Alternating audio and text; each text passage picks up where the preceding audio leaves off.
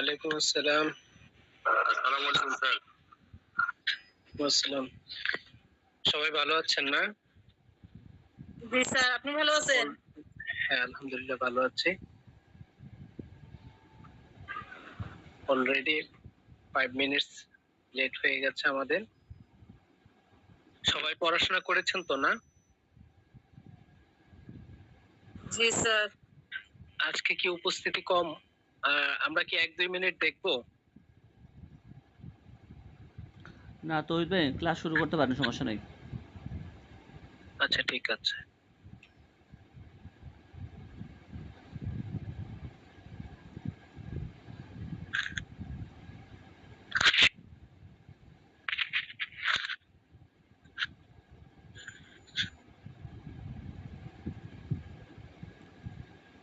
আচ্ছা, আমি স্লাইডটা শেয়ার করি।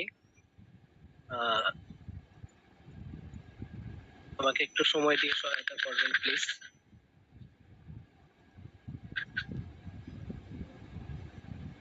আপনারা পড়াশোনা করতেছেন তো না? বাসায় পড়াশোনা করেন?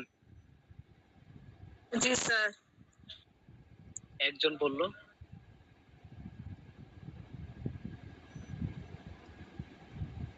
রেগুলার পড়াশোনা করতে হবে, রেগুলার বেসিসে। আইন পড়তেছেন, আইন আর 2-4 বছর পর আপনার নামের আগে বিজ্ঞ শব্দটা যোগ হবে। সুতরাং আপনি যদি রেগুলার বেসিসে পড়াশোনা না করেন তখন অন্যকে বিজ্ঞতার কি পরিচয় দিবেন? আর এটা অভ্যাসটা এখন থেকেই তৈরি করতে হবে। আপনাকে পড়তে হবে, রাত দিন এক করে পড়াশোনা করতে হবে। আর নয়তো কখনো ভালো আইনজীবী হতে পারবেন না। আর ভালো আইনজীবী তো পড়ে, আইনের ধারা এইসবই মনে রাখতে পারবেন না। হ্যাঁ, রিলেট করে কাজ করা তো সেটা অন্য বিষয়। আচ্ছা, আমরা কোথায় জানি ছিলাম, কি জানি পড়তেছিলাম, আমাকে কেউ একটু বলেন তো। চুক্তি। হ্যাঁ, আমরা চুক্তি আইন পড়তেছেন। হ্যাঁ, কথা বলবেন, আনমিউট করে কথা বলেন এবং বারবার বলি কথা বলতে হবে। কথা না বলার জন্য কিন্তু অনেকের জীবন থেকে অনেক কিছু হারিয়ে গেছে। চুপ করে থাকা যাবে না, ক্লাসটাকে ইন্টারেক্টিভ করতে হবে। আমি একা কথা বললাম, আপনারা বললেন না 20 মিনিট, আধা ঘন্টা 1 ঘন্টা ক্লাস করলেন, চলে গেলেন, এখান থেকে কিছু নিয়ে যেতে পারলেন, আপনার সময়টা নষ্ট। এই যে আমি কথা বলতেছি, আমি ডেলিভার দিতেছি, হ্যাঁ, আমার এখানে একটা আউটপুট আসতেছে, কিন্তু আপনার কি আউটপুট আসতেছে সেটা আপনাকে নিজেকেই বহন করতে হবে। হ্যাঁ, তো সুতরাং বলি প্লিজ কথা বলবেন, নির্দ্বিধায় নিঃসংকোচে কথা বলবেন। আমি আপনাদের ব্যাচমেট, আমাকে আপনারা বন্ধু ভাবতে পারেন। হ্যাঁ, স্যার ডাকতে হবে না, ভাইয়া ডাকেন। আমার সাথে কোঅপারেটিভ করেন, আমরা আলোচনামূলক ক্লাস করি। ক্লাসের এই যে কথাগুলো, আইনটা হচ্ছে কমন সেন্স, এখানেই শেষ হয়ে যাবে। সুতরাং প্লিজ কথা বলবেন আর খাতা কলম নেন, নোট নেবেন, অবশ্যই নোট নেবেন। এই যে অন্তত সেকশনটা, কিওয়ার্ডটা, এই যে সেকশনটা, এইটা অন্তত লিখে রাখবেন। আচ্ছা, নোট যদি না নেন তাহলে যেটা হবে, আপনি কিছুই মনে রাখতে পারবেন না। সুতরাং নোট নেবেন। আসেন, আমরা লাস্ট ক্লাসে যেটা আলোচনা করেছিলাম, যতটুকু পড়েছি সেটা হচ্ছে চুক্তি থেকে পড়েছি। হ্যাঁ, চুক্তির যেই ব্যাকগ্রাউন্ড, চুক্তি আইনটা কোথা থেকে এসেছে, কেন হলো, ব্রিটিশরা এই আইনটাকে কিভাবে নিয়ে এসেছে। মজার বিষয় হলো কি, আমরা আমাদেরকে যতটা না চিনি, ব্রিটিশরা আমাদেরকে তার থেকে বেশি চিনেছেন। কিভাবে ব্রিটিশরা এই আইনগুলো বানানোর জন্য আমাদের রন্ধে রন্ধে, সমাজের রন্ধে রন্ধে প্রবেশ করেছে এবং তারা যা জেনেছে কোথায় কি আছে, কি এই অঞ্চলগুলোতে কি ধরনের ক্রাইম গুলো হয়, এই অঞ্চলের মানুষরা কোন ধরনের ক্রাইমের সবচেয়ে বেশি হেবিচুয়াল। এই সুতরাং অনেক সময় নিয়ে তারা এই আইনগুলোকে তৈরি করেছে। একটা আইন 50 বছর 60 বছর গবেষণা করে হচ্ছে এই আইনগুলো তৈরি করেছে। সুতরাং এই আইনগুলোকে এত ছোট করে বা নিরস করে দেখলে হবে না। আইনগুলোকে খুব ক্যালকুলেশন করে এবং হচ্ছে ডিপলি ধারাবাহিকভাবে পড়তে হবে। আর আরেকটা বিষয়, আমাদের আইন তৈরির দক্ষতা, হ্যাঁ, আমরা যারা নিজেরা আইন করি, অর্থাৎ আমাদের দেশে বা এই উপমহাদেশটাতে, আমরা পরবর্তী সময় যেমন হচ্ছে আমাদের সংবিধান দেখেন, কনস্টিটিউশন দেখেন, এইটাকে এখন পর্যন্ত 17 বার সংশোধন করতে হয়েছে।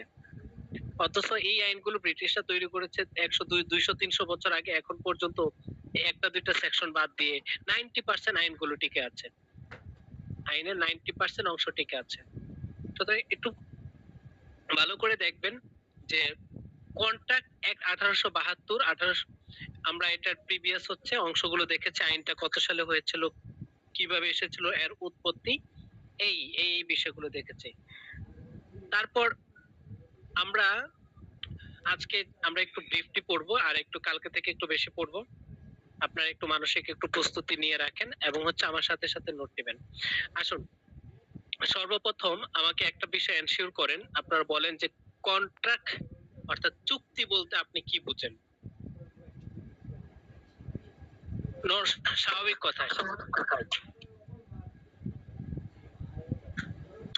যে হ্যাঁ, কোনো বলুন। একটা একটু কিছুর দ্রুত করবেন, বিনিময়ে, কোনো একটা কিছুর বিনিময়ে যখন একজন এক পক্ষ আরেক পক্ষের সাথে হচ্ছে একমতে এসে যেটা করে ওটা হচ্ছে চুক্তি। যে কোনো একটা জিনিস করে। কারণ হয়েছে যে অর্থাৎ চুক্তি হওয়ার জন্য যেটা হতে হবে, একটা বিনিময় হতে হবে, এক পক্ষ আরেক পক্ষের সাথে কোনো একটা কন্ট্রাক্টে যাচ্ছে, মানে চুক্তিতে যাচ্ছে, আপনি এটাই বোঝাতে চেয়েছেন। ঠিক আছে, এটা হচ্ছে আমাদের কমন সেন্স। আসুন আমরা দেখি আইনে কি বলেছে। কন্ট্রাক্ট অ্যাক্ট অর্থাৎ চুক্তি আইন 1872, স্লাইডটা দেখা যাচ্ছে? জি স্যার, আচ্ছা আপনারা একটু জুম করে না আপনাদের এখান থেকে আর স্ক্রিনশট নিয়ে নিতে পারেন, বা আমি এটা রাহেন ভাইকে আমি পৌঁছায় দিব। হ্যাঁ, তো কন্ট্রাক্ট অ্যাক্ট 1872 এর 2 এর এজ, এটা অনুযায়ী চুক্তি কাকে বলে? কি বললো? an agreement enforceable by law is a contract.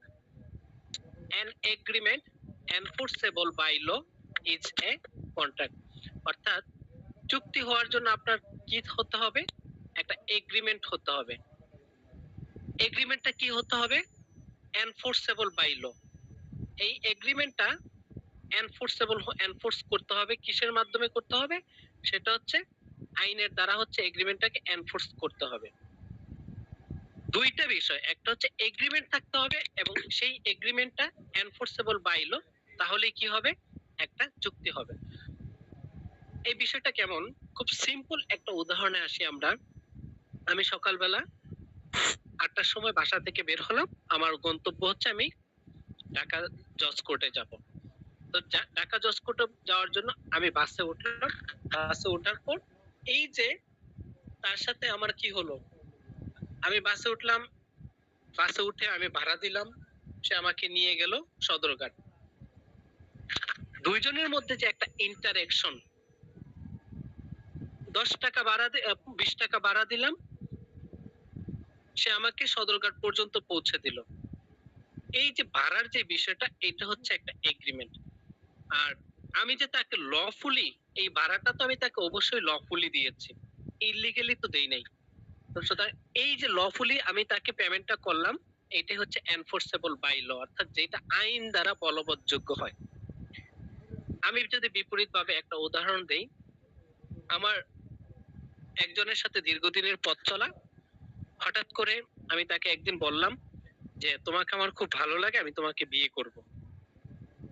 সে আমাকে বলল যে হ্যাঁ আমি তোমাকে রাজি আছি, এক শর্তে বিয়ে করতে পারবো। আমি বললাম যে কি ধরনের, কি শর্ত, তুমি কি শর্ত চাও? বললো যে তুমি যে আমাকে ভালোবাসো সেটার প্রমাণ দিতে হবে। আচ্ছা ঠিক আছে, আমি রাজি, আমি তোমাকে প্রমাণ দিব। কি ধরনের প্রমাণ দিব? তুমি এই যে মরুভূমির বুকে 100 কিলোমিটার দৌড়ে এসে আমার জন্য মরুভূমির মাঝখানে ওই একটা কালো গোলাপ হয়, সেই গোলাপটা আমার জন্য নিয়ে আসবে। যদি নিয়ে আসতে পারো তাহলে তোমার সাথে আমার একটা কন্ট্রাক্ট হলো, আমি তোমাকে বিয়ে করব। এখন মরুভূমিতে আমাকে 100 কিলোমিটার দৌড়াতে হবে, 100 কিলোমিটার দৌড়ে সেখান থেকে আমাকে একটা কালো গোলাপ খুঁজে নিয়ে আসতে হবে, সেটা তাকে দিতে হবে, তারপর সেটা সে আমাকে বিয়ে করবে। এই একটা তার আর আমার মধ্যে একটা কন্ট্রাক্ট হলো, এই কন্ট্রাক্টটা কি বৈধ হতে পারে? কখনো না স্যার, এটা কখনো বৈধ হবে না। কেন বৈধ হবে না? বৈধই তো হবে। কন্ট্যাক্ট করে নিলে একবারে যে উনি ওনাকে ভালোবাসলো আসার পরে উনি যে একটা শর্ত দিল সেটা তো স্যার মেনে নিল যে হ্যাঁ আমি এনে দিতে পারবো, তাহলে তো এটা বৈধভাবে হইলো না স্যার? ঠিক আছে, গুড। কন্ট্রাক্ট সবসময় লিখিত হয়, অলিখিত হয় না। আচ্ছা, লিখিত হয় অলিখিত হয় না, ঠিক আছে। নানা মুনির নানাবত। এখন মূল বিষয়টা আসেন। আমরা কন্ট্রাক্টের সংজ্ঞায় দেখেছি এনফোর্সেবল বাই ল। এখন কথা হচ্ছে এই এনফোর্সেবল বাই ল এইটা কি? আপনাকে আমাকে জানতে হবে যে এনফোর্সেবল বাই ল অর্থাৎ কোনটা আইন দ্বারা বলবৎযোগ্য। খুব সিম্পল একটা বিষয়ে আসি আমরা। এই উদাহরণ থেকে আমরা দেখি যে আমি মরুভূমিতে 100 কিলোমিটার দৌড়াবো, ঠিক আছে, গোলাপ না হয় খুঁজে নিয়ে আসলাম, কিন্তু একটা মানুষের পক্ষে সম্ভব এই মরুভূমিতে 100 কিলোমিটার? হ্যাঁ, সম্ভব হতে পারে কোনো সময়, কিন্তু আদৌ কি এটা লিগালি গ্রহণযোগ্য যে 100 কিলোমিটার মরুভূমিতে আমাকে দৌড়ে তারপর এটা খুঁজে নিয়ে আসতে হবে? 100 কিলোমিটার যদি একটা ব্যক্তি মরুভূমিতে দৌড়ায় সে কি বাঁচবে? না স্যার। হ্যাঁ, এইটাই কথা। সুতরাং এই যে চুক্তি হওয়ার জন্য যে একটা এলিমেন্ট দরকার এনফোর্সেবল বাই ল, সুতরাং এই চুক্তিটা হওয়ার জন্য এখানে এটা হচ্ছে লফুলি হলো না। বেলির যে গ্রাউন্ড গুলো সে আমাকে দিল এটা লফুলি হলো না। কেন লফুলি হলো না? কারণ হচ্ছে চুক্তি হওয়ার জন্য আমার যে বিষয়টা দরকার, একটু এখানে খেয়াল করেন, আমি লিখি এনফোর্সেবল বাই ল এর যে গ্রাউন্ড আছে এখানে 5টা গ্রাউন্ড আছে। 1 নাম্বার গ্রাউন্ড হচ্ছে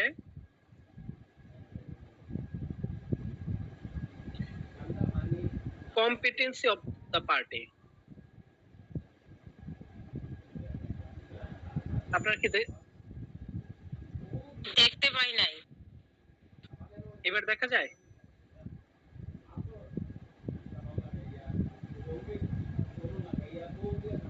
দেখতে পাচ্ছেন? দেখা যাচ্ছে। জি স্যার, দেখা যায়। নাম্বার 1 উঠছে স্যার। জি জি, শুধু নাম্বার 1 দেখা যায় স্যার, আর কিছু হ্যাঁ, দেখা যায় আচ্ছা, না। হ্যাঁ হ্যাঁ, ঠিক আছে, আমি এটাই লিখতেছিলাম। দেখেন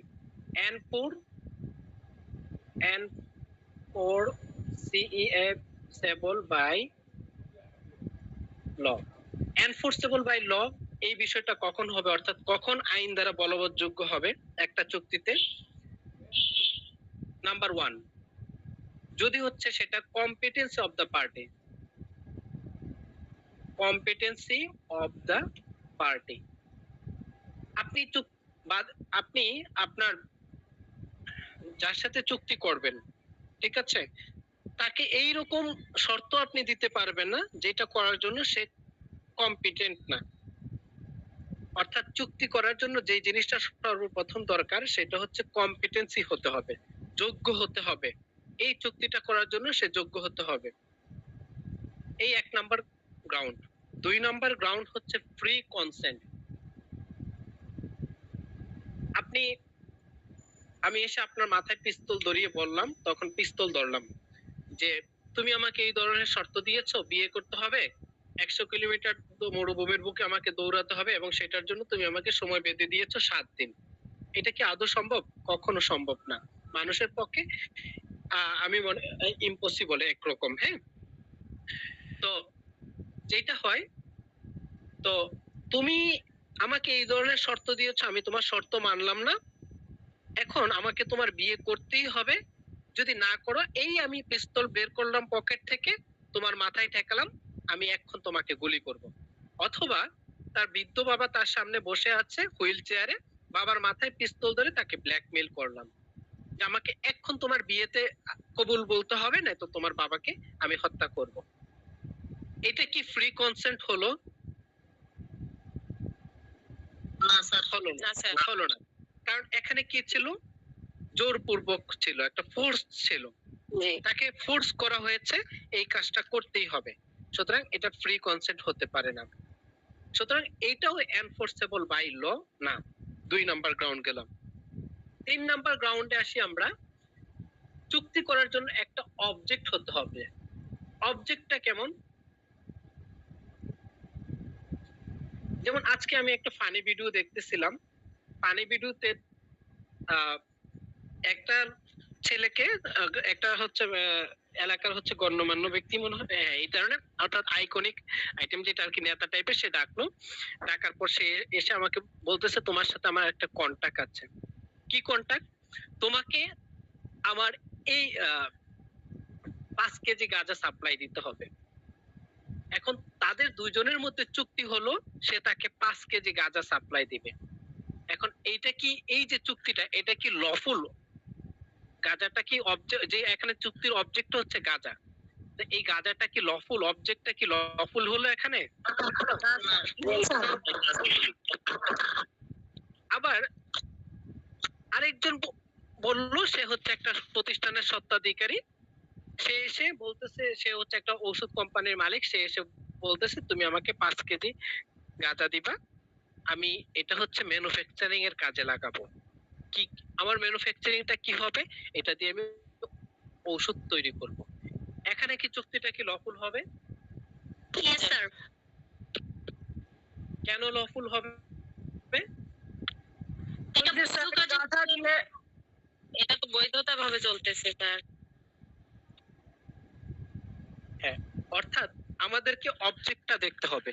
এই অবজেক্টটা আসলে কোন অর্থে ব্যবহার করা হচ্ছে, কোন কাজে ব্যবহার করা হচ্ছে। সুতরাং অবজেক্ট মাস্ট বি লফুল। তারপরে আসি আমরা 5 নাম্বার, 4 নাম্বার আসি কনসিডারেশন।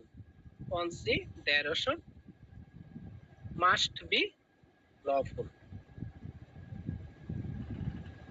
এখানে মজা আছে, একটু ভালো করে আপনারা খেয়াল করবেন। আমি কনসিডারেশনে যাওয়ার আগে আপনাদের কাছে একটু চলে যেতে চাই, আপনারা কনসিডারেশন বলতে কি বোঝেন? বিবেচনা। কনসিডারেশনটা হচ্ছে, একজন বলল বিবেচনা, ঠিক আছে, প্রতিদান, ঠিক আছে, মাশাআল্লাহ ভাই ভালো বলেছেন, একদম আইনের টার্মটা বলেছেন। এখন আপনি বলেন তো ভাই, প্রতিদান শব্দটা কি? প্রতিদান কাকে বলে? একটা কিছু বিনিময়ে আমি একটা কিছু দিব, আমি যদি কিছু দেই তার বিনিময়ে আপনি আমাকে কিছু দিবেন। ঠিক আছে, বিনিময়। আপনাদের জন্য এটা রেখে দিলাম, এটার মজাটা হচ্ছে ক্লাসের শেষে বলবো। তারপরে আমরা আসি একদম লাস্ট, আমাদের যে গ্রাউন্ডটা সর্বশেষ, সেটা হচ্ছে not declared by law as a void, অর্থাৎ এস ভয়েড, এ দরকার নেই, ঠিক আছে, not declared by law as void. City corporation আইন করলো যে আজকে থেকে এই প্রোডাক্টটা অবৈধ। আমি একটা সিম্পল উদাহরণের মাধ্যমে বলি, সেটা হচ্ছে হঠাৎ করে সারা বাংলাদেশ থেকে 1 টাকার কয়েন উঠিয়ে নেওয়ার জন্য একটা ষড়যন্ত্র চললো। কেমন? সোনালী যে কয়েনগুলো আছে, একটা পার্টি মনে করলো যে এই কয়েনগুলো কি করা উচিত, সারা দেশ থেকে আমরা এগুলো নিয়ে এগুলোকে মিশ্রণ করে আমরা সোনায় ব্যবহার করব, সোনা তৈরিতে ব্যবহার করব। তো বিনিময় স্বরূপ এখন আমার 1 টাকার একটা কয়েন 100 গ্রামও হতে পারে, 50 গ্রামও হতে পারে। তো 50 গ্রাম সোনার সাথে আমি যদি 10 ভরি সোনার সাথে একটা যদি 50 গ্রাম যদি মিশিয়ে দিতে পারি, তাহলে এখানে আমার হিউজ লাভ হয়। গোয়েন্দা সূত্রে সরকার যখন বা অথরিটি যখন এই বিষয়টা ইনফর্ম হলো, তখন সরকার কি করলো, আইন তৈরি করে এই জিনিসটাকে ডিক্লেয়ার দিল, যদি 1 টাকার কয়েন যদি কোনো জায়গায় লেনদেন করা হয় তাহলে সেটা বয়েড হবে, মানে সেটা আইনত দণ্ডনীয় হবে। এখন এই যে আপনি 1 টাকার কয়েন পরবর্তী সময়ে ব্যবহার করতে গেলেন, এখন এটা কি ভ্যালিড হবে না বয়েড হবে? বয়েড হবে। কেন? কারণ এটা হচ্ছে অথরিটি কর্তৃক, রাষ্ট্রের সর্বোচ্চ সংস্থা কর্তৃক হতে পারে, যে কোনো হতে পারে, সুপ্রিম কোর্ট কর্তৃক হতে পারে, সেটা হচ্ছে ডিক্লেয়ার করেছে। সুতরাং চুক্তির যে অবজেক্টটা থাকতে হবে, সেটা কখনো কি করা যাবে না, বয়েড হওয়া যাবে, not declared by lawful as void, ঠিক আছে, অর্থাৎ লফুলি এটাকে বয়েড ঘোষণা করা যাবে না। তাহলে আমরা চুক্তিতে কি পেলাম? একটা বিস্তর আলোচনা হলো। প্রথমে চুক্তিতে যেটা আমাদের লাগবে, এগ্রিমেন্ট লাগবে, অর্থাৎ এগ্রিমেন্টটা হচ্ছে সম্মতি, দুইটা পক্ষের মধ্যেই সম্মতিটা থাকতে হবে। আমি আপনাকে বিয়ের প্রস্তাব দিলাম, আপনি মেনে নিলেন না, সেটা চুক্তি হতে পারে না। আপনি আমি প্রস্তাব দিলাম, আপনি সেটা মেনে নিলেন এবং সেই মেনে নেওয়াটা হচ্ছে এনফোর্সেবল বাই লফুলি। সুতরাং সেখানে চুক্তি সম্পাদন হয়েছে। এনফোর্সেবল বাই ল বলতে আমরা পাঁচটা জিনিস আমরা জানি। সেটা হচ্ছে, এক নাম্বার হচ্ছে কম্পিটেন্সি অফ দ্য পার্টিস, অবশ্যই পক্ষদ্বয়ের দক্ষতা থাকতে হবে, ফ্রি কনসেন্ট হতে হবে, অবজেক্ট মাস্ট বি লফুল হতে হবে, কনসিডারেশন মাস্ট বি লফুল। এটা রেখে দিলাম, এটা আমরা পরে আলোচনা করব। Are not declared as void. এই গেল এই পর্যন্ত। এই পর্যন্ত কি কারো কোনো সমস্যা আছে? না স্যার। না স্যার। ঠিক আছে, আপনাদের জন্য পৃষ্ঠা আছে, পরে আমি প্রশ্নের পর্বে যাব।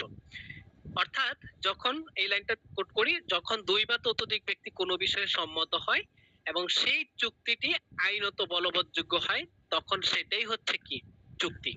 আর চুক্তির সংজ্ঞা দেওয়া আছে কন্ট্রাক্ট অ্যাক্টের কত ধারায় আছে বলেন তো? 2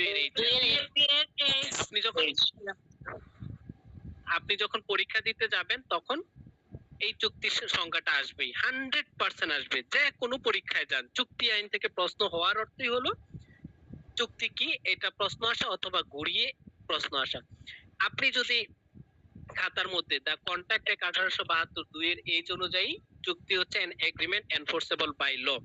এখন এগ্রিমেন্ট আর এনফোর্সেবল এটাকে যদি এইভাবে ব্যাখ্যা করতে পারেন, স্যার কি আপনার খাতা দেখার সময় ঘুরে বসবে কি বসবে না? হ্যাঁ স্যার, নড়াচড়া করে বসবে, কারণ খাতাটা আপনার ইউনিক হবে। ঠিক আছে, কারণ এই যে আপনি সংজ্ঞাটাকে ব্যাখ্যা করেছেন, এটাকে আপনার যদি এই জিনিসটাকে বের করতে হয়, আপনাকে 5টা বই ঘাটতে হবে, অথবা স্যার বুঝবে যে না আপনি ডিপলি জানেন, আপনি ডিপলি জানেন। এইবার আসেন হচ্ছে সেকেন্ড টার্মে। এই চুক্তি সম্পর্কে অনেক ধরনের রম্য রচনা হয়েছে, অনেকের অনেক কথা হয়েছে, অনেক মনীষীর অনেক সিনেমা আছে। আমরা অত সব কোনো কিছুতে যাব না। আমরা যাব যেটা কয়েকটা বিখ্যাত আইনবিদদের অপিনিয়ন অফ জুরিস্ট, চুক্তির কি ধরনের সংজ্ঞা তারা দিয়েছে। স্যার উইলিয়াম অ্যানসন বলেছে, এ contract is a legally binding agreement. Legally binding agreement, দেখেন সেও এখানে বলেছে লিগ্যালি বাইন্ডিং এগ্রিমেন্ট। দুইটা পক্ষের মধ্যে এগ্রিমেন্টটা লিগ্যালি হতে হবে। Made between two or more person by which right, by which, এখানে by which rights are required by one or more to act or forbear on the part of the other or others. ঠিক আছে, আমরা বাংলাটা অর্থ শুধু জেনে নেই, এগুলো আপনারা পারবেন। চুক্তি হলো এমন একটি আইনগত বাধ্যতামূলক চুক্তি যেখানে এক পক্ষ কোনো কিছু করা বা না করার অধিকার অর্জন করে অপর পক্ষ থেকে। চুক্তিটা যে শুধু করতেই হবে বিষয়টা এইরকম না। চুক্তিটা এইরকম হতে পারে যে আপনি কিছু করলেন আবার নাও করলেন, অর্থাৎ এইটা না করা থেকে বিরত থাকে। আপনারা যখন স্পেসিফিক রিলিফ ট্যাগ অর্থাৎ সুনির্দিষ্ট প্রতিকার আইন পড়তে যাবেন, তখন ওখানে দেখবেন যে 5 এ আছে চুক্তি সুনির্দিষ্ট কার্য সম্পাদন 5 ভাবে দেওয়া যায়। ওটাতে না, যে ওখানে 3 নাম্বার আছে, 5 সি তে আছে কোন পক্ষকে কোনো কিছু করা থেকে বিরত রাখা। সেটাই হচ্ছে এক ধরনের স্পেসিফিক রিলিফ হতে পারে, সুনির্দিষ্ট প্রতিকার হতে পারে। কেমন? এই যে না করার অধিকার অর্জন করা, এই বিষয়টা যেমন হচ্ছে আপনি সরকারি চাকরি করেন, সরকারি চাকরিতে আপনি একজন আপনাকে এসে কি করলো, বললো যে আমি 5 লক্ষ টাকা দিচ্ছি, আপনি আমার এই দলিলটা একটু সংশোধন করে দেন, বা এই দলিলটা জাল নয় এই মর্মে একটা বিবৃতি দিয়ে দেন। সুতরাং এই যে 5 লক্ষ টাকার বিনিময়ে সে একটা জাল দলিলকে সত্যায়িত করে দিবে, সঠিক মর্মে এটাকে ডিক্লেয়ার করে দিবে, সে কি এটা পারে? বলেন পারে কিনা? পারে না স্যার। পারে না। এটাই হচ্ছে না করার ব্যাপারে একটা অধিকার। বা তারপরে আসি আমরা, পলক কি বললো, বিখ্যাত নিউজিল্যান্ডের একজন jurist, every agreement and promise enforceable by law is a contract. প্রত্যেকটি চুক্তি বা প্রতিশ্রুতি যা আইন দ্বারা বলবৎযোগ্য সেটাই হচ্ছে চুক্তি। এটা বললো হচ্ছে। আসেন আমরা আস্তে আস্তে কিভাবে ডিপলি যাই, গভীরে যাই, একটু প্রবেশ করে দেখি। প্রথমে আমরা দেখেছি, তৌহিদ ভাই আমি একটু ডিস্টার্ব করতেছি, আপনার সাউন্ডটা মানে খুব স্লো আসতেছে, আর একটু জোরে বলতে হবে। হ্যাঁ, অনেকেই গ্রুপে মেসেজ দিচ্ছে, ঠিক আছে? আচ্ছা, এখন এখন কি ঠিক আছে? হ্যাঁ স্যার, এখন ঠিক আছে। কিছুটা ও, এতক্ষণ কি শুনতে পাননি? শোনা গেছে, মানে একটু স্লো ছিল আর কি। slow আসছে, হয়ে গেছে। আচ্ছা ঠিক আছে, আমাকে ইনফর্ম করবেন যে কোনো ধরনের, ঠিক আছে, যে কোনো ধরনের টেকনিক্যাল সমস্যায়। আর টেকনিক্যাল সমস্যা ছাড়া একটা সেশন নিব সেটা তো হতেই পারে না। তাহলে সেই সেশনটা আর কি কমপ্লিট হয় না। আচ্ছা ঠিক আছে, একটু আমরা মাইন্ড সেট আপ করে নিলাম। দেখেন, আমরা প্রথমে জেনেছি চুক্তি হচ্ছে দুইটা পক্ষের মধ্যে সম্মতি, কনসিডারেশন থাকতে হবে, এগ্রিমেন্ট থাকতে হবে। এখন এই পলক কি বললো, এই ভদ্রলোক পলক বলতেছে every agreement and promise enforceable by law is a contract. Agreement আর একটা হচ্ছে কি প্রমিস। প্রত্যেকটি চুক্তি বা প্রতিশ্রুতি যা আইন দ্বারা বলবৎযোগ্য সেটাই হচ্ছে কি চুক্তি। প্রত্যেকটি চুক্তি বা প্রতিশ্রুতি, এখন বলতেছে প্রতিশ্রুতিটাও আপনার আইন দ্বারা বলবৎযোগ্য হলে সেটাও হচ্ছে কি চুক্তি। এখন প্রশ্ন হচ্ছে প্রমিস বলতে কি বোঝেন? কেউ বলেন তো প্রমিস বলতে কি বোঝেন? এটা ওয়াদা দেওয়া, প্রতিজ্ঞা। কথা দেওয়া, প্রতিজ্ঞা করা। হ্যাঁ, প্রতিজ্ঞা দেওয়া, তাই না? কাউকে ওয়াদা দেওয়া। যেমন, যদিও এটার সাথে খুব রিলেটেড হয় কিনা আমি এই মুহূর্তে করতে পারতেছি না, কিন্তু আমি একটু একটা সিম্পল একটা উদাহরণের মাধ্যমে আপনাদেরকে বোঝাই। আপনি একটা জমি কিনতে গেলেন ঢাকার পূর্বাঞ্চলে, যাওয়ার পর আপনার জমিটা পছন্দ হলো। পছন্দ হওয়ার পর আপনি বলতেছেন আপনি যে জমিটা বিক্রয় করে দিবেন না সেটার কি গ্যারান্টি আছে? হ্যাঁ বললো, ঠিক আছে, তাহলে তো এটা আইন দ্বারাই আমরা এটা এনফোর্সেবল করতে পারি। কি, আপনি আমাকে তো 1 কোটি টাকার জমি আপনি আমাকে 1 লক্ষ টাকা দিয়ে দেন, আমরা একটা বায়নামা চুক্তি করি। অর্থাৎ জমিটা আপনি কিনবেন, সেই জমিটা অন্য কারো কাছে বিক্রয় করতে পারবে না, এই মর্মে যে একটা বায়নামা চুক্তি হয়, এটা ওয়ান কাইন্ড অফ প্রমিস। থেকে সহজ মনে হয় আমার কাছে এই মুহূর্তে আর কিছু নেই। বুঝতে পেরেছেন আপনারা? ওয়াদাবদ্ধ হওয়া স্যার, আমি হ্যাঁ, এই ওয়াদাটা এনফোর্সেবল বাই ল। এই বায়নামাটা আবার কি করা যায়, আইন দ্বারা রেজিস্ট্রেশন করা যায়। বায়নামা যেটা সেটা হচ্ছে আবার আইন দ্বারা রেজিস্ট্রেশন করে রাখতে হবে। সুতরাং এখানে সে আপনার কাছে আটকে গেল। এইবার আসেন চুক্তির গঠন, আমরা সংক্ষিপ্ত একটা জেনে নিই। সুতরাং চুক্তি হওয়ার জন্য কি কি দরকার? এগ্রিমেন্ট থাকতে হবে, আর একটা হচ্ছে লিগ্যালি এনফোর্সেবল, আইন দ্বারা বলবৎযোগ্য। এখন পর্যন্ত কারো কোনো প্রশ্ন আছে কিনা বলেন। পলক কে স্যার? উনি কি আইন বিজ্ঞানী? হ্যাঁ হ্যাঁ, পলক হচ্ছে একজন জুরিস্ট। স্যার আমার আচ্ছা একটা ঠিক আছে, প্রশ্ন। আমি হ্যাঁ প্লিজ।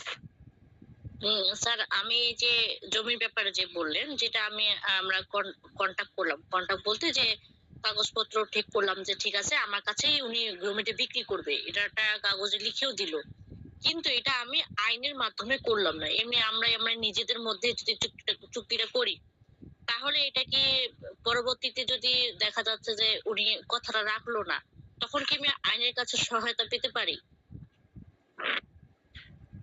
এখন কথা হচ্ছে চুক্তি আইনে বলা হচ্ছে, চুক্তি আইনে অর্থাৎ এটা আবার রেজিস্ট্রেশন আইন দুই রকম হতে পারে, একটা ওরালি হতে পারে, লিখিত হতে পারে। কিন্তু বলা হচ্ছে যেই চুক্তিগুলো আর কি আপনার সেনসিটিভ হবে, যেগুলো ওরালি হচ্ছে গ্রহণযোগ্য হয় না, তখন 100, বিশেষ করে যেমন হচ্ছে দলিলের চুক্তি অথবা 100 টাকা মূল্যের যে চুক্তিগুলো আছে, 100 টাকা মূল্যের অধিক, এগুলোকে আপনাকে রেজিস্ট্রেশন করে নিতে হবে। এখন আপনারা হচ্ছে এই মৌখিক একটা চুক্তিতে গেলেন, প্রতিশ্রুতি, এখন সে প্রতিশ্রুতি একটা পর্যায়ে গিয়ে মনে হলো যে এটা আমার জন্য বার্ডেন হয়ে যায়, সুতরাং আমি এটা পালন করতে পারতেছি না, আমি এখান থেকে সরে আসি, সেটা করলো না। কিন্তু আর জমির যে বিষয়টা আপনি স্পেসিফিক্যালি যেটা বলতে চাচ্ছেন, সেখানে হচ্ছে বায়নামা চুক্তিতে বলাই আছে যে এখানে এইটার জন্য আলাদা করে 24-এর টিপি অ্যাক্টের 24-এর সেকশন 24-এর এতে একটা আইনই হয়েছে, যে 24 না তো 54-এর এতে আর কি, যে একটা আলাদা আইন হয়েছে বায়নামা। 2012 সালের এই আইনটা হয়েছে বায়নামা 2012 কি তার আগে আর কি, 2004 এর দিক সম্ভবত। বায়নামা চুক্তি যেটা, এটা অবশ্যই কি করতে হবে, রেজিস্ট্রেশন করতে হবে। হ্যাঁ, বায়নামা করার মাধ্যমে যে আপনি ওই জমিতে সত্ত্ব অর্জন করেছেন, বিষয়টা এরকম না। সত্ত্ব মানে হচ্ছে টাইটেল, ওই জমির মালিক হয়েছেন, বিষয়টা এরকম না। বিষয় হচ্ছে সে আপনার সাথে একটা চুক্তিতে আসলো, এই জমিটা আপনাকে ছাড়া সে অন্য কোথায় আর বিক্রি করতে পারবে না। বিক্রি করতে হলে সেটা আপনাকেই করতে হবে। বুঝতে জি পারছেন স্যার। বিষয়টা? জি স্যার, জি স্যার, ধন্যবাদ। হ্যাঁ। আর বাকি আপনার ফ্যাক্ট কি, গ্রাউন্ড কি এবং কোন বেসিসে আপনি করেছেন, এটা ডিটেইলস হলে তখন হচ্ছে আরেকটু ভালো আর কি জানা যাবে। কিন্তু আইনের মূল কথাটাই হচ্ছে এটা। আসেন, বৈধ চুক্তির উদাহরণ যেমন আপনি আমি তোমাকে 50,000 টাকা আমার বাইক বিক্রি করব, সে বললো যে আমি ঠিক আছে রাজি আছি। সে কি করলো, প্রস্তাব দিল। দেখেন কয়টা বিষয়, প্রস্তাব দিল। আমি বললাম যে আমি আমার তোমার কাছে 50,000 টাকায় বিক্রি করব। হ্যাঁ, প্রস্তাব। সে বলল তোমার সম্মতি আছে? সে বলল হ্যাঁ আছে। কত টাকায় বিক্রি করবা? 50,000 টাকা মূল্য, কনসিডারেশন। এবং এই বাইকটা কেনার জন্য আমি ক্যাপাবল কিনা? হ্যাঁ, আমার যোগ্যতা আছে, পক্ষের যোগ্যতা আছে, ক্যাপাবিলিটি আছে। উদ্দেশ্যটা কি? বাইকটাই তো বিক্রি করব, এটা উদ্দেশ্যটা কি বৈধ না? বৈধ উদ্দেশ্য। সুতরাং এটা হচ্ছে একটা বৈধ চুক্তি। একটা চুক্তির জন্য 5টা এলিমেন্ট দরকার। অফার থাকতে হবে, অফার মানে হচ্ছে প্রস্তাব। কনসেন্ট থাকতে হবে, সম্মতি। কনসিডারেশন থাকতে হবে, ক্যাপাবিলিটি থাকতে হবে, লফুলি অর্থাৎ বৈধ উদ্দেশ্য থাকতে হবে। এটা আপনারা 5টাকে সিরিয়ালি লিখবেন। এরকম 1 পরীক্ষার খাতায়, তাহলে দেখবেন যে স্যারের চোখে পড়বে, স্যার 1 দেখায় খুব ভালো মার্কিং করবে। 3, ঠিক আছে, এইভাবে। স্যার তাহলে জমি যেগুলো আমরা বায়নামা করব, সেটা হচ্ছে আপনার লিখিত ভাবে হইলেই কি বৈধতা তো আসে, তাই না স্যার? হ্যাঁ হ্যাঁ, জমি লিখিত বায়নামা তো লিখিতই হতে হবে, এবং সেটা হচ্ছে রেজিস্ট্রেশনও করতে হবে। শুধু লিখিত হলে হবে না, বায়নামা চুক্তি রেজিস্ট্রেশন করতে হবে। আসেন আমরা পড়তে পড়তে আরো জানবো। এইবার আসেন, চুক্তি নয় এমন উদাহরণ, এই যে আমরা যেটা বললাম, যেটা ইম্পসিবিলিটি। আমি তোমাকে চা এনে দিব, এটা কি সম্ভব মানুষের পক্ষে? চা না এনে স্যার। দেওয়া? হ্যাঁ সম্ভব। কে বলছে সম্ভব না? কবিতায় সম্ভব, মুখে অথবা সম্ভব সাহিত্যে না স্যার, সম্ভব। মুখেই সম্ভব, হ্যাঁ। বাস্তবে সম্ভব না। বলে না আমি তোমাকে চা এনে দিব, এইটা বলেই তো হচ্ছে আহ, চটানো সবকিছু হাত পরিবর্তন করে ফেলে। হ্যাঁ, এইটা কথার তো জাদু, আর ঠিক আছে? ইমোশনাল থেকে স্যার। কথার ফাঁদে কিন্তু পড়বেন না, তাহলে কিন্তু বিপদ আছে। এই ইডেনের আপুটা আছে এখানে?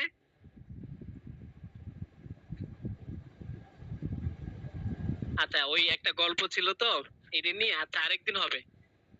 এটি আইনগত সম্ভব নয় এবং বাস্তবসম্মত নয়, তাই এটি চুক্তি নয়, আইন দ্বারা বলবৎযোগ্য নয়। ঠিক আছে, এবার আসেন আমরা নতুন একটা কোয়েশ্চেনে যাই। আপনাকে বলবে যে চুক্তির উপাদান সমূহ উল্লেখ করো, বৈধ চুক্তির উপাদান সমূহ উল্লেখ করো, essential elements of a valid contract. আপনারা এবার বলেন তো একটা চুক্তিতে কি কি ভ্যালিড কন্ট্রাক্ট থাকবে, বৈধ চুক্তি কি কি থাকবে বলেন তো। কেউ একজন বলেন। এই আমি কিন্তু মাত্রই বললাম, 29 জন আছেন। আমি বলি স্যার, হ্যাঁ হ্যাঁ শিওর, প্লিজ বলেন। নামটা বলবেন আর কোথা থেকে পড়াশোনা করেছেন বলবেন। প্রস্তাব, তাদের সাথে পরিচয়। সম্মতি, কনসিডারেশন, আর যোগ্যতা, আর উদ্দেশ্য। আপুর নাম কি? শ্যামলী রানী স্যার। পড়াশোনা কোথায় করেছেন? ইন্টারমিডিয়েট আবহাম মনে করেছে, আর বিয়ে মদন মোহন থেকে। ও আচ্ছা আচ্ছা, তারপর লতে এসেছেন না? হ্যাঁ, খুবই ভালো। আর 2 বছর পর ইনশাল্লাহ আপনি আইনজীবী হয়ে যাবেন। 2-3 বছর হয়তো লাগবে। হ্যাঁ অবশ্যই অবশ্যই। আচ্ছা আপু, হ্যাঁ সুন্দর হয়েছে, আপনার খুবই শার্প ব্রেন, বোঝাই যাচ্ছে। আর কেউ বলবেন? স্যার আমি শিমু, ঢাকা ইউনিভার্সিটি থেকে এমবিএ কমপ্লিট করছি। জাস্ট আমি যতটুকু জানি অতটুকু থেকে আমি বলছি, 2 বা ততোধিক পক্ষ থাকতে হবে, চুক্তি করার যোগ্যতা থাকতে হবে, তারপরে গ্রহণযোগ্যতা এরকম কিছু একটা, স্বাধীন সম্মতি থাকতে হবে, লিখিত বা নিবন্ধিত হতে হবে, আইনসম্মত হতে হবে, বৈধ প্রতিদান থাকতে হবে। স্যার আর পারি না। ঠিক আছে, আপনি অনেক কিছু বলেছেন। আসলে চুক্তির উপাদান সমূহ হচ্ছে বৈধ চুক্তির উপাদান সমূহ হচ্ছে মূলত হচ্ছে 5টা। হ্যাঁ, চুক্তিটা লিখিত হতে পারে, অলিখিত হতে পারে। লিখিত এটা কোনো এলিমেন্টস না। আসেন আমরা এখানে দেখি। প্রথম হচ্ছে প্রস্তাব ও গ্রহণ। 1 নাম্বারটা দেখেন। Offer and acceptance. চুক্তিতে যেটা থাকতে হবে, প্রস্তাব করতে হবে আমি তোমাকে বিয়ে করব, সে বলল ঠিক আছে রাজি। বাইক বিক্রি করব, ঠিক আছে আমি রাজি। অফার এন্ড অ্যাকসেপ্টেন্স দুইটাই হলো। কোথায় বলা আছে? ধারা 2 এর অ ও 2 এর বি তে বলা আছে। ধারাগুলো কিন্তু সেকশন গুলো মনে রাখবেন এবং পরীক্ষায় কিন্তু লিখবেন। সেকশন না লিখলে কিন্তু নাম্বার পাবেন না। সেকশন লিখে সেটা আবার ইয়ে করে মার্ক করে দিবেন। আপনার প্রশ্ন হচ্ছে ধারাগুলো উল্লেখ করতে হবে, তাই না? জি জি বললাম যে ধারাগুলো অবশ্যই উল্লেখ করতে হবে। হ্যাঁ, ধারা তো অবশ্যই উল্লেখ করতে হবে। না রেফারেন্স, আপনি আইনে যত বেশি রেফারেন্স দিবেন আপনার মার্ক তত আসবে। রেফারেন্স না দিলে আপনি কখনো মার্ক ক্যারি করতে পারবেন না। আচ্ছা ঠিক আছে, তাহলে 1 নাম্বার গেল প্রস্তাব ও গ্রহণ, অফার এন্ড অ্যাকসেপ্টেন্স। দেখেন চুক্তির এলিমেন্টস গুলো কি কি। 2 নাম্বার আসি ফ্রি কনসেন্ট। আগেই জেনেছি আমরা ফ্রি কনসেন্ট কোথায় আছে, সেকশন 13 ও 14 তে আছে। এবং সেই ফ্রি কনসেন্টটা কিভাবে হতে হবে, মাথায় পিস্তল ঠেকিয়ে হতে হবে, ব্ল্যাকমেইল করে কি বলবেন যে আহ, আমাকে সম্মতি দিতে হবে তাহলে হতে হবে? হওয়া যাবে না। মুক্ত হতে হবে, স্বেচ্ছায় হতে হবে। এখানে আপনার অবারিত স্বাধীনতা দিয়েছে। অবারিত স্বাধীনতা, আপনারা তো আইনের স্টুডেন্ট, খুবই সাহসী, এটা আপনারা ভালো বুঝবেন। চাপ, প্রতারণা অথবা মিসরিপ্রেজেন্টেশন, যেটা বিভ্রান্তি, হ্যাঁ ফ্রড, এগুলো দিয়ে যদি হয় তখন সেটা হচ্ছে বাতিলযোগ্য করে তোলে। এইগুলো কখনো থাকা যাবে না, ফ্রড। তারপর 3 তে আসেন, ক্যাপাসিটি অফ পার্টিস, পক্ষের যোগ্যতা থাকতে হবে। আপনি বললেন যে ছেলের বয়স হচ্ছে 12 বছর, তার তার থেকে সোনার গহনা দেখা বললেন যে ঠিক আছে তোমার গলার চেনটা সুন্দর, আমাকে একটু দাও তো। সে বললো যে ঠিক আছে আপু নেন পরেন। অথবা ভাইরা কি করলো, আপুদের কাছ থেকে নিয়ে আসলো। এটা পক্ষের যোগ্যতা, ক্যাপাসিটি অফ পার্টিস, অর্থাৎ পক্ষকে অবশ্যই সাবালক হতে হবে, তাকে সাউন্ড মাইন্ড হতে হবে, সুস্থ মস্তিষ্কের। আবার এখন কথা হচ্ছে এক এক ব্যক্তি 6 মাস পাগল থাকে, 6 মাস ভালো থাকে। গরমকালে পাগল থাকে, শীতকালে তার ব্রেন ঠান্ডা থাকে। এখন তার সাথে চুক্তি করলে কি চুক্তি হবে? কি না বলেন? স্যার, না কেন হবে না? যে 6 মাস উনি সুস্থ থাকে, সেই 6 মাসে চুক্তি করলে হবে তো। হ্যাঁ দেখছেন আপু, আপনার নাম হবে কি? না। আমি শিমু স্যার। ও আচ্ছা ঠিক আছে। আপু মনে হয় অনেক চুক্তি টুক্তি করেছেন। না স্যার, ওরকম কিছু না, কিন্তু আমি একটু স্টাডিতে ট্রাই করছি আর কি ভাবে। না যাই হোক, মজা করলাম। হ্যাঁ, যখন সে শীতকালে তার ব্রেন ঠান্ডা থাকে, হ্যাঁ তখন হচ্ছে যে সে যখন চুক্তি করবে সেটা ঠিক আছে, ভ্যালিড হবে। ইত্যাদির হানিফ সংকেত গেল পাগলা গারোতে, তখন ওখানে বলতেছে টিউ টু অবিরাম চুপি চুপি সে গান গেয়ে শোনাচ্ছে। তখন হানিফ সংকেত জিজ্ঞেস করতেছে তা আপনি তো ভালো জানেন, তা আপনি এখানে কেন? কয়, স্যার আমার মাথাটা একটু গরম হয়ে যায়, রাগ বেশি। তো রাগ কখন বেশি হয়? গরমকালে তার মাথা গরম হয়, রাগ বেশি হয়। আবার শীতকালে মাথা ঠান্ডা হয়ে যায়।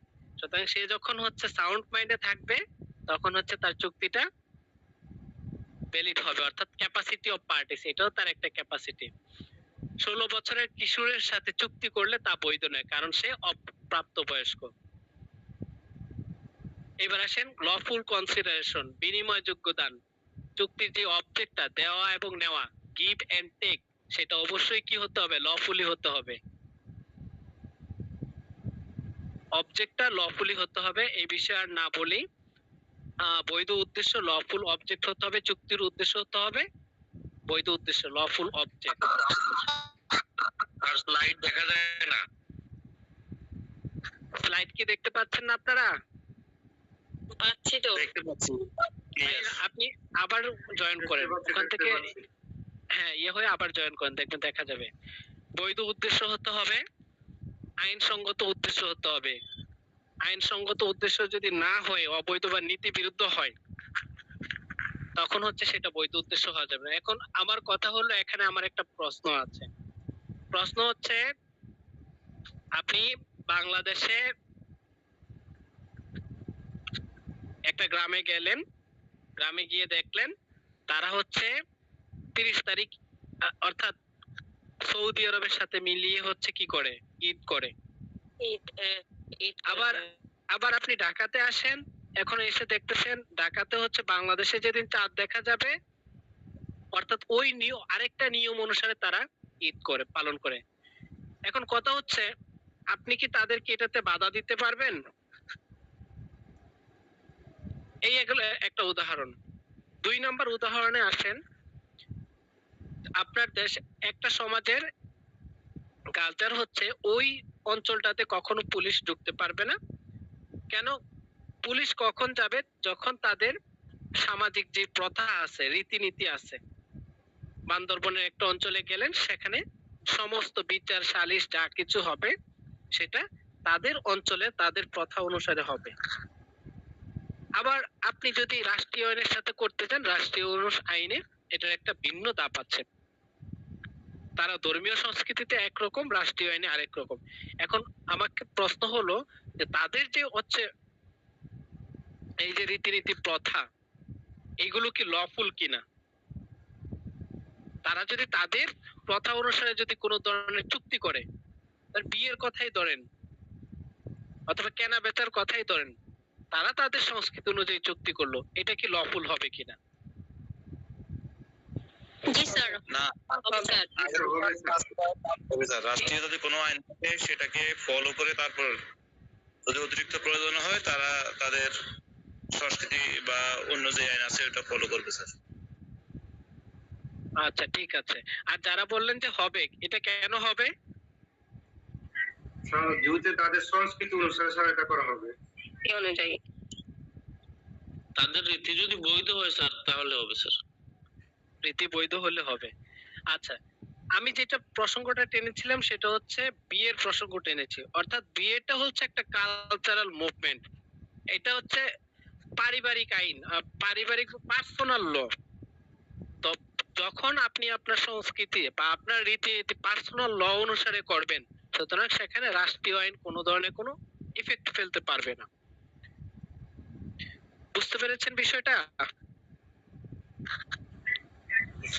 যেমন হচ্ছে, হ্যাঁ, যেমন হচ্ছে, আচ্ছা কথা বললে তো কথা পেরে যাবে। আপনারা শুধু 2টা জিনিস জেনে রাখেন, পার্সোনাল ল, অর্থাৎ পার্সোনাল ল কোনটা, যেমন হিন্দুদের বিবাহ রীতিনীতির কালচার, মুসলমানদের বিবাহের রীতিনীতি অথবা সন্তানের ভরণ পোষণ, গার্ডিয়ানশিপ, এগুলো হচ্ছে পার্সোনাল ল বলে। আর স্ট্যাটিউটরি ল হচ্ছে রাষ্ট্র স্বীকৃত যে আইন, রাষ্ট্র কর্তৃক প্রণীত যে আইনগুলো।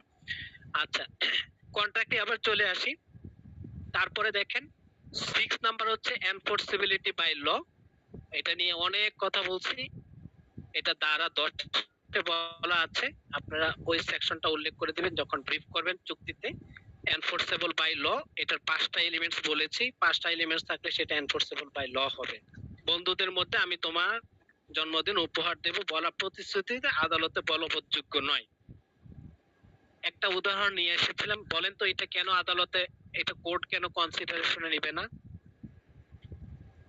আরেকটা সিম্পল একটা বিষয় আসেন, আমি বললাম আপনি আমাকে, এই যে কে আছে সামনে, যেমন মারুফা নোভা, এই নামটা দেখতে পাচ্ছি, বা মনির বিডি যেটা আছে, মনির বাংলাদেশ, এই ভাই বললো, ভাই আপনি তো অনেক সাহিত্য প্রেমী, আপনি অনেক ভালো সাহিত্য লেখেন, আমি আপনাকে 2000 টাকা দিচ্ছি, আপনি আমাকে একটা কবিতা লিখে দেন। কেন ভাই, এটা কেন দিব?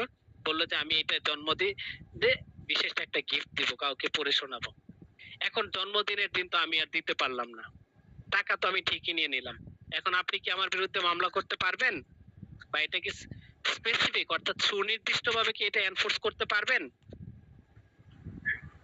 না স্যার, করা যাবে না স্যার। করা যাবে না। কেন পারবেন না? স্যার লিখিত কোনো প্রমাণ ছিল বন্ধুর মধ্যে তো প্রতিশ্রুতিটা আর একটা সমস্যা হলো। হ্যাঁ, আমি যেখানে যেতে চাচ্ছি আপনারা ওখানে জানি না এখনো। মূল কথাটা হচ্ছে personal volition of the contract. Personal volition of the contract হচ্ছে যে চুক্তিগুলো আপনার পার্সোনাল ভলিউশন, নিজস্ব ইচ্ছা সক্রিয়তার উপর নির্ভর করে, রীতিনীতি, শিক্ষা দীক্ষা, এগুলো কখনো আপনি আইন দ্বারা বলবৎযোগ্য নয়। আপনি কোর্টে যখন যাবে, কোর্ট কেমনে বলবৎ করবে? দর্শক বলবে আদালতকে, মাননীয় আদালত, উনি তো আমাকে বলছে যে আমাকে এটা লিখে দিতে, এখন আমি কিভাবে লিখবো মাননীয় আদালত, আমার বউ তো হাসপাতাল, আমি কি বউ নিয়ে দৌড়াদৌড়ি করবো না আমি এটা লিখবো, অথবা আমার ব্রেন তো তখন কাজ করতেছিল না, আমার তো এটা সাহিত্য মন না, তখন সাহিত্য তো আমার সবসময় আসে না। সুতরাং personal valuation of the contact, এগুলো যখন সুনির্দিষ্ট প্রতীকের আইন পড়েন তখন হচ্ছে জানবেন যে কোনগুলো আদালতে বলবৎযোগ্য আর কোনগুলো বলবৎযোগ্য নয়। সুতরাং আমি তোমার জন্মদিনে উপহার দিব, এই প্রতিশ্রুতি দিলাম, যদি এটা যদি পরে আর গেলাম না, দিলাম না, তাহলে যে বিয়ের দাওয়াত দিয়ে আসেন কার্ড দিয়ে যে বিয়ের দাওয়াত দিয়ে আসেন, ঠিক আছে যাবো ভাবি যাবো, পরে তো আর যায় না। তো তো মামলা তো এই পর্যন্ত কত কোটি হইতো বলেন তো? অনেক হইতো। অনেক স্যার, অনেক প্রত্যেকের হ্যাঁ। বিরুদ্ধে যে মামলা থাকতো। আপনার জন্য তো আমি আলাদা খরচ করে 20,000 টাকা তো আপনার পিছনে ইনভেস্ট করছিলাম। হ্যাঁ, তখন আমার এই যে খাবারগুলো নষ্ট হলো, ডেকোরেশন নষ্ট হলো, আপনি তো গেলেন না, ওরে জেলে ঢুকা, এই হবে না। তারপরে আসেন চুক্তির নির্দিষ্টতা ও বাস্তবতা। আপনাদের কি বিরক্ত লাগতেছে? না স্যার। না স্যার, না। না স্যার। হ্যাঁ, বিরক্ত যদি লাগে বইলেন, আমি আপনাদের চা এনে দিব। আরে তোমাকে চা এনে দিব। এই তো যা চুক্তিতে সম্ভব আছে। না তাই তো দিতে পার। আচ্ছা ঠিক আছে, এই হলো। তাহলে আমরা এখন পর্যন্ত কি পড়লাম আসেন, চুক্তি পড়েছি, চুক্তির সংজ্ঞা পড়েছি। আশা করি যারা মনোযোগ দিয়ে শুনেছেন এখন না পড়েও পরীক্ষায় লিখতে পারবেন।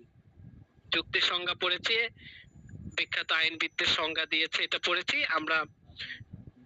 চুক্তির যে এলিমেন্টস গুলো দরকার, বৈধ উদাহরণ, essential elements of a valid contract, এখানে প্রস্তাব গ্রহণ, পারস্পরিক সম্মতি, পক্ষের যোগ্যতা, লফুল কনসিডারেশন, বৈধ উদ্দেশ্য, চুক্তির বলবৎযোগ্যতা, চুক্তি নির্দিষ্টতা বাস্তবায়ন, এই পর্যন্ত আমরা পড়েছি।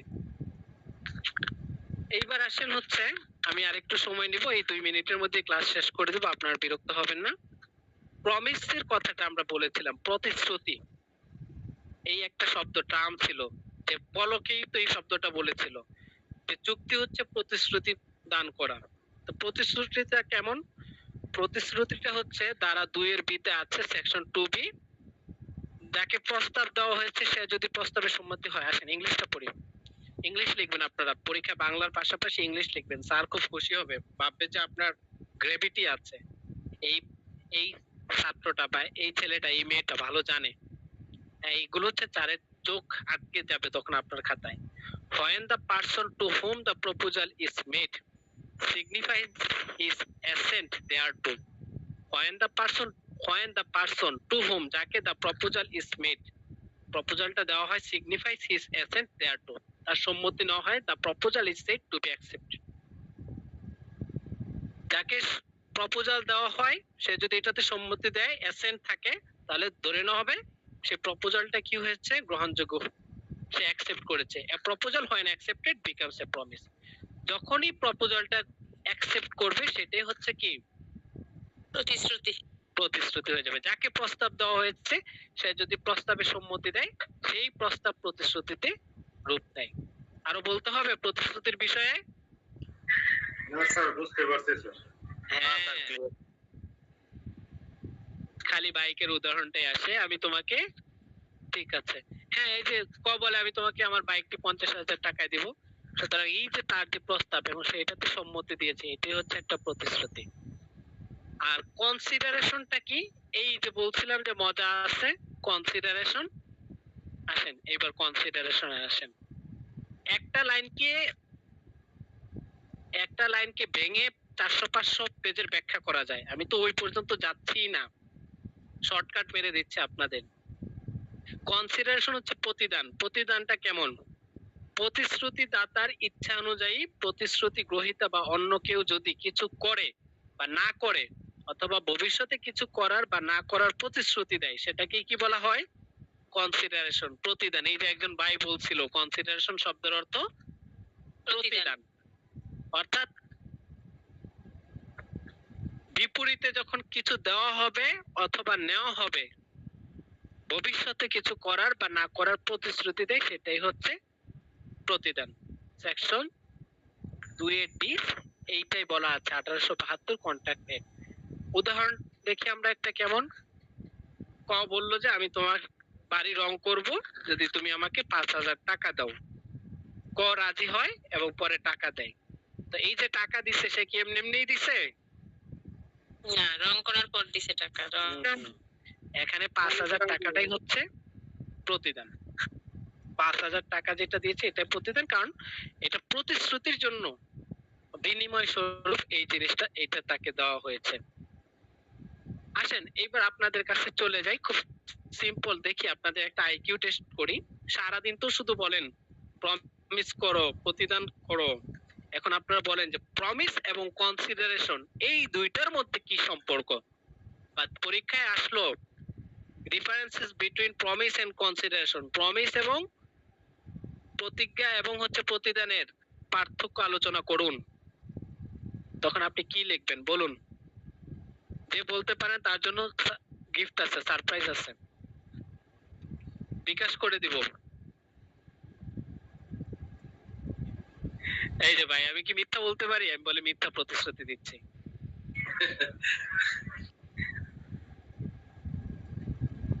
আচ্ছা, কেউ কি বলতে পারেন? চেষ্টা করেন, বলেন, সহজ। স্যার একটু অর্থে তো প্রকাশ হয়।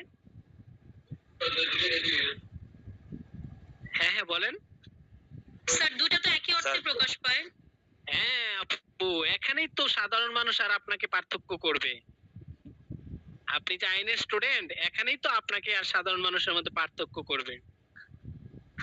কোর্টে গেছে, ও কোর্টে যাওয়ার পর এক, যাই হোক, এক ভদ্রলোক, মানে সে ওকে অ্যাডভোকেট, অ্যাডভোকেটের এক ছেলে, টিনেজের ছেলে এসে বলতেছে যে, মানে সে তার সাথে আর কি খুবই, আর উকিল তো মামলা নিচ্ছে, শুরুর দিকে তো একটু নমনীয় আর কি, এখন মামলাটা খালি কোন রকম নেক, তারা হাফে পাবে যাইতে বুঝতেছে, পরে তোরে কোপ দিব যেখানে যা দেওয়ার দরকার। ছেলে বলতেছে, উকিলে শিখাচ্ছে, এইগুলো ইউটিউব থেকেই সব পারা যায়। আমি হাসি, উকিল অ্যাডভোকেট সাহেব আমাদের দিকে মুসকি মুসকি হাসে, কয় ওইগুলো ইউটিউব থেকেই সবকিছু করা যায়, পারা যায়, এইগুলো কি শিখান আমারে? এখন বিষয় হচ্ছে এই যে সাধারণ মানুষ আর আমাদের মধ্যে পার্থক্য এখানেই করবে, প্রমিস এন্ড কনসিডারেশন, এটা একই, কিভাবে এক হয় আর কিভাবে আলাদা হয়, ওই যে যখন আপনি আলাদা করতে পারবেন তখনই হচ্ছে আপনি লয়ার স্টুডেন্ট। এখন বলেন আপু, আর কিভাবে আলাদা করবেন? স্যার প্রতিশ্রুতি হচ্ছে যে, কে বলতেছেন ভাই, নামটা বলুন। স্যার আমার নাম মনির। প্রতিশ্রুতি বলতে আমি যেটা বুঝি স্যার, প্রতিশ্রুতি হচ্ছে কারো সম্মতিতে অপর একজন ব্যক্তি রাজি হওয়া বা সম্মতি প্রদান করা, একই মত পোষণ করা স্যার, এটা হচ্ছে সম্মতি।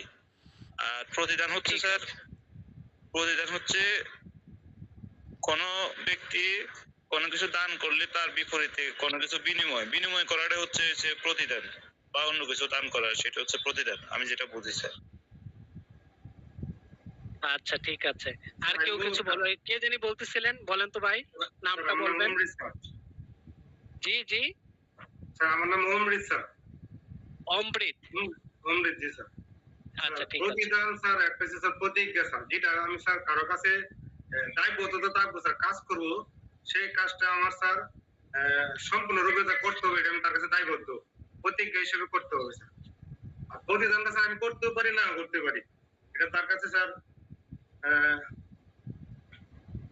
আমি তার কাছে দায়বদ্ধ না স্যার। প্রতিদান অনেকে স্যার করে, অনেকে স্যার করে না, আচ্ছা, এরকম আর কি স্যার। কিন্তু প্রমিস তো আপনি তো করতে হবে, নাও রাখতে পারেন, করতে হবে, প্রমিস আপনি তো নাও রাখতে পারেন। তাহলে স্যার একটা প্রতিজ্ঞা পর্যায়ে তো আপনার থাকবে না, প্রতিজ্ঞাটা তো স্যার আমরা ধরে নিয়ে সে কাজটা করবেই। আচ্ছা ঠিক আছে, শুনলাম, তারপরে আর কে বলবেন? ভাই বাকিরা আপনারা চুপ কেন বলেন তো? তারা কিন্তু এগিয়ে যাচ্ছে ভাই, তারা কিন্তু এগিয়ে যাচ্ছে, বুঝছেন? আপনারা আমার সবার কিন্তু এক প্ল্যাটফর্মে আসতে হবে। এই আজকে আমাদের যে টাইগার ভাই কই আছেন নাকি? স্যার আছি স্যার। হ্যাঁ মোহিত ভাই বলেন।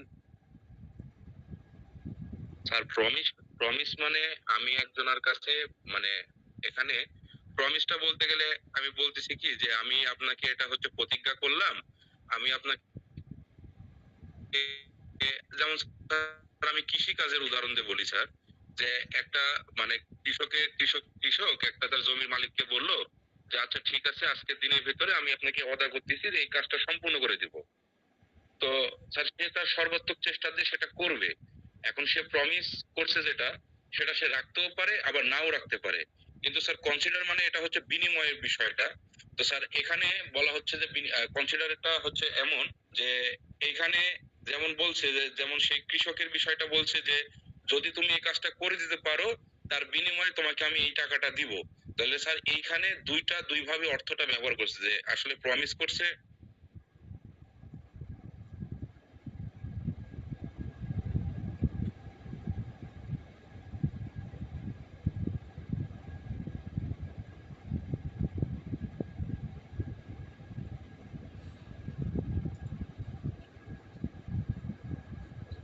কথা শোনা আসতে হবে। কথা শোনা যাচ্ছে না তো ভাইয়া। এ নাকি লিপ ক্লিয়ার নাকি স্যার? তৌহিদ স্যার লিভ দেখাচ্ছে। আচ্ছা ঠিক আছে, আজকে তো ক্লাসও এমনিতে শেষের দিকে। মনে হয় ওনার ওয়াইফাই কানেকশন মনে হয় চলে গেছে। আচ্ছা যাই হোক, ওনার সাথে আবার কন্ট্যাক্ট করতেছি, দেখি ওনাকে পাওয়া যায় কিনা। যাক, আজকে আমাদের ক্লাস তাহলে এমনিতেই শেষের দিকে। সাধারণভাবে পারে না। কেন পারে না? কোথায় বলা আছে? আপনার রেফারেন্সটা কি? কোন বেসিসে আপনি বললেন? রেফারেন্স হলো কন্ট্রাক্ট অ্যাক্ট 1872 অনুযায়ী ধারা 25-এ বলা হচ্ছে an agreement made without consideration is void. প্রতিদান ছাড়া করা চুক্তি সাধারণত বাতিলযোগ্য। আমার কথা বুঝতে পেরেছেন? এতটুকু ক্লিয়ার? জি স্যার। যদি কোনো প্রতিদান না থাকে, কনসিডারেশন না থাকে, তো সেটা কখনো চুক্তি পারে না। কেন হতে পারে না? কারণ চুক্তির যে শর্ত আছে ওখানে বলাই আছে চুক্তিটা হতে হবে দেওয়া আর নেওয়া। কখনো একজন দিল আর একজন নিল না, সেটা কি চুক্তি হতে পারে? এখানে দুজনকে পারফর্ম করতে হবে। both party must be performed, তাহলেই সেটা কি হবে? চুক্তি হতে পারে। এখন কথা হচ্ছে, আপনার বাবা আপনাকে বড় করলো, খাওয়াইলো, পড়াইলো, এই যে বাবার যে ভালোবাসা, এটা কি কখনো কি চুক্তিতে হয়েছে?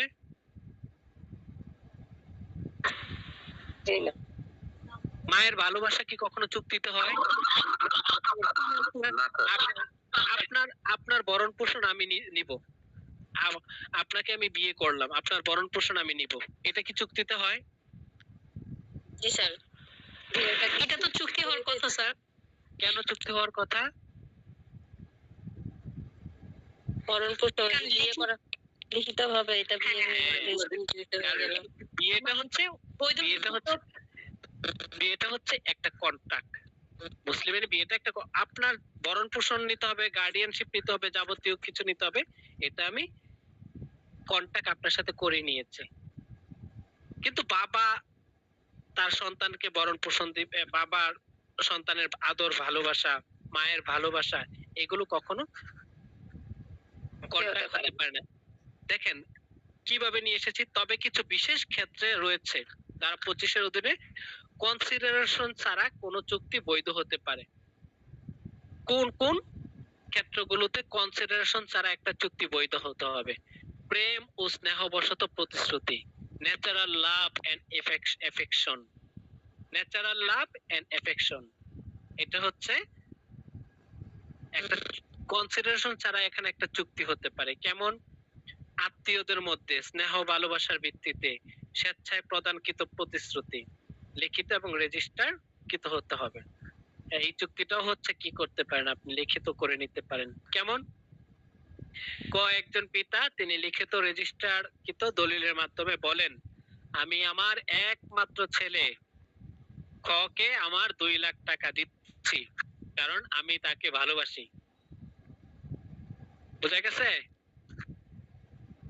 এই যে বাইরা কি করে, জি স্যার। বাইরা সরকারি চাকরি নিয়ে ওকালতিতে যখন শুরু করবে 2 বছর গেলে পরে ফ্ল্যাটটা নিজের নামে রাখবে না, ফ্ল্যাট একটা কিনেই তখন বোর নামে দিয়ে দিবে। যদিও বাইদের আমি একটা অংশ, দেয় না স্যার কেউ, বাইদের আমি একটা অংশই। তো এই যে এই ভাইরা কখনো দেয় না। এই পরিস্থিতিতে আরে বাইরে না দিলে বোনটা কই থেকে পায় বলেন? এত পাবে কোথায় থেকে? দেয় না। এই প্রতিশ্রুতিতে কোনো অর্থনৈতিক বিনিময় কনসিডারেশন নেই, তবুও একটি বৈধ চুক্তি হবে। কারণ এখানে কি ছিল? কনসিডারেশন, স্নেহ, প্রেম, ভালোবাসা ছিল। চুক্তিতে তো আমরা জানি যে দুই পক্ষকে দিতে হবে, নিতে হবে, কিন্তু এখানে তো শুধু বাবার ছেলেকে দিয়ে দিছে এবং সেটা লিখে লিখে দিয়ে দিছে। এখন আরেক মেয়ে এসে যদি বলে যে আমাকে দেয় নাই, ছেলেকে দিয়েছে আমাকে দেয় নাই, এ মেয়ে কি এখানে আপত্তি করতে পারবে? বলেন বলেন। স্যার কথাটা বুঝি নাই। কথাটা বুঝেন নাই? সিম্পল হিসাব। আপনার গতকাল আমার বাসায় একজন আসছে, আসার পর বলতেছে আমার মায়ের নামে মামলা করে দিছি। কেন? মা তার 2 সন্তানকে 3 কোটি টাকা দিয়ে দিছে, 2 ছেলেকে 3 কোটি টাকা দিছে, আমাদের 3 বোনকে কিছুই দেয় নাই। এখন তো আমি গিয়ে মামলা করে দিছি। এখন এই মামলা কি টিকবে নাকি?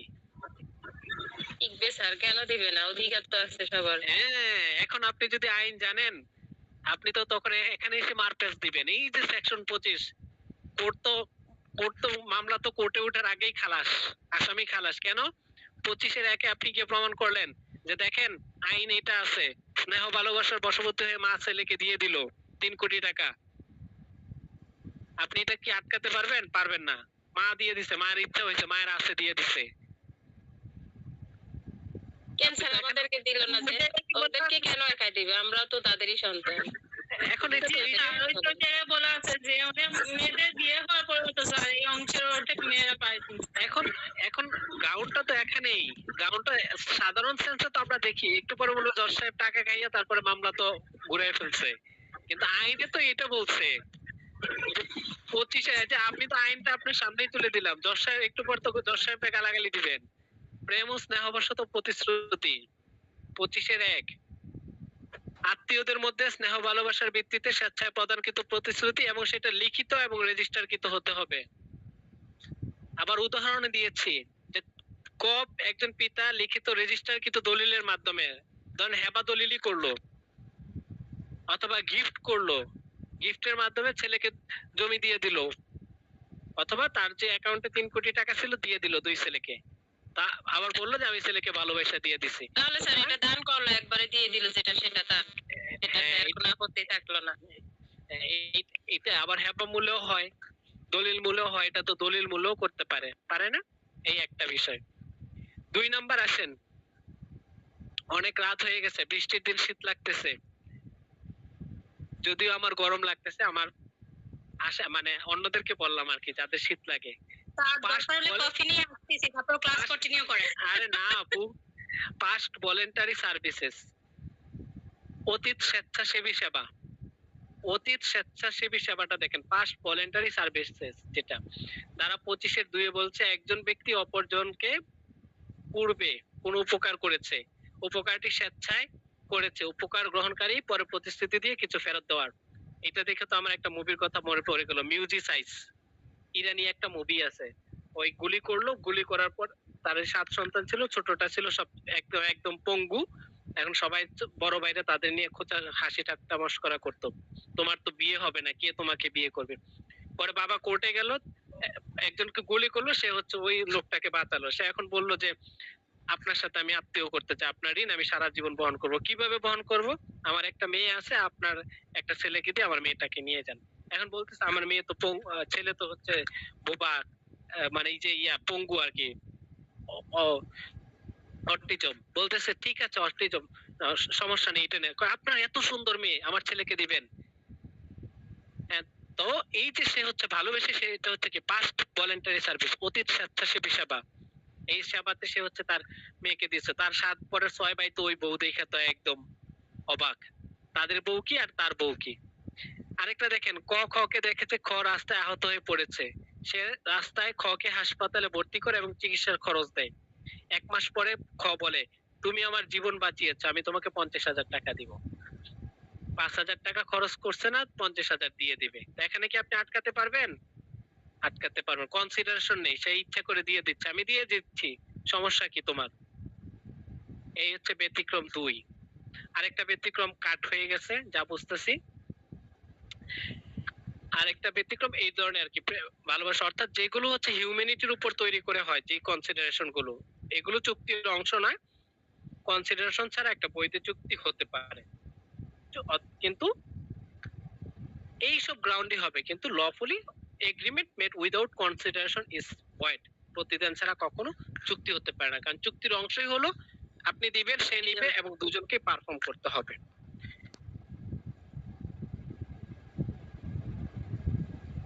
কি জানি ঠাকুমার চলিতে বলে, মুটি কটালো মুড়লো আমার গল্প পুরলো। এইবার বলেন, চুক্তি 1 মিনিটের একটা প্রশ্ন উত্তর পর্ব রাখবো, আপনাদের কেমন লেগেছে, কি অবস্থা, আইনটাকে কি উপভোগ করেছেন কিনা, আইনটা মজার কিনা সেটা বলেন। এই চুক্তি আইনটা অনেক বিদঘুটটা, আপনি দেখেন এই সেকশনে কি আছে, কিচ্ছু নাই। এইগুলো পড়লে আপনার মাথা একলা একলা পড়েন, মাথা ধরবে। আমি তো এই গল্প টল্প করছি আপনাদের সাথে গল্পের চলে, আপনারা কি ভালো বুঝতে পেরেছেন বলেন? জি স্যার, আপনি গল্পের চলে স্যার বলছেন আমাদের, আমরা স্যার গল্প হ্যাঁ ভাই, এই না তো এইভাবে আপনার থিওরিটিক্যালি আপনি বইটা ধরেন, দেখবেন যে আপনি মাথা নষ্ট হয়ে যাবে। হ্যাঁ, তাহলে যদি আপনাদের প্রশ্ন না থাকে আজকে এই পর্যন্ত শেষ করি, ইনশাআল্লাহ কোনো একটা দিন আপনাদের সাথে দেখা হবে। হ্যাঁ আমার একটা ব্যক্তিগত প্রশ্ন। হ্যাঁ প্লিজ বলেন।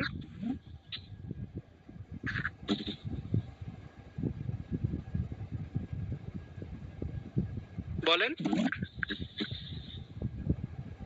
ভাই, মনে হয় ওনার হচ্ছে বাফারিং করতেছে, নেটে সমস্যা। আমি আপনাদের নোটটা দিয়ে দিব, যদি কারো কোনো প্রশ্ন না থাকে আজকে এখানেই শেষ করি। হ্যাঁ, আমার কথা অসংখ্য ধন্যবাদ স্যার। আমার কথা আমি খুব মানে মজা করে কথা দুষ্টামি করেছি, আপনারা ওইভাবে নিয়েন না।